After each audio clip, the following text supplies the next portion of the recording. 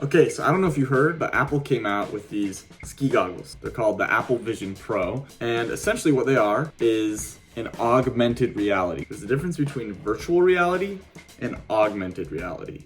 Virtual reality is like the Oculus. You look in it, you can't see anything, you're just in this virtual world. Apple is combining this virtual world with the actual world. Google tried to do this 10 years ago with Google Glass, and it's a way of combining virtual reality with your actual reality. And in order to do that, you have to have a headset that you can see through.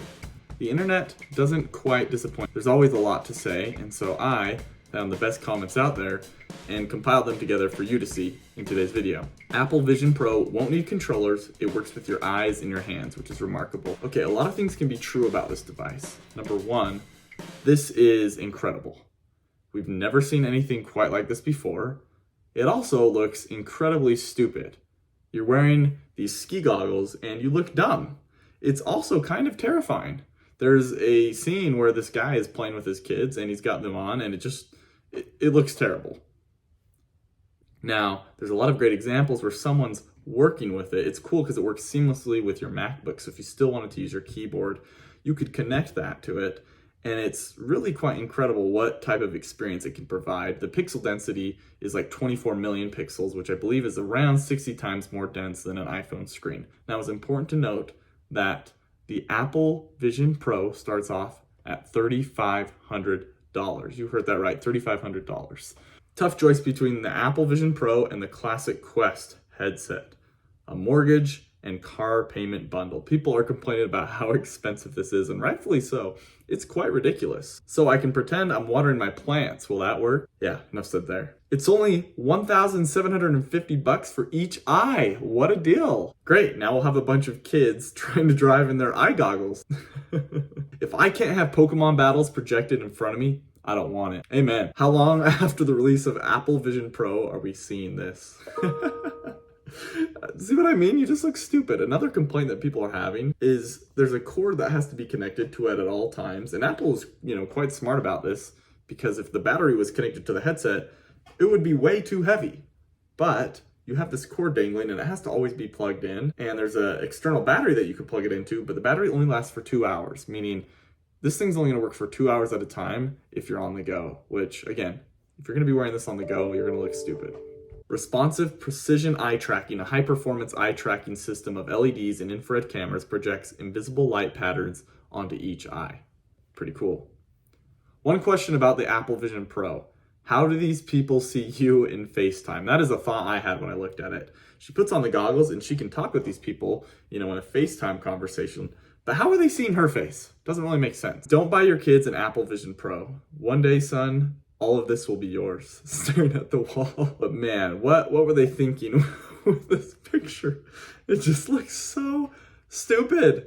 It does. The first thing that came to my mind was Iron Man.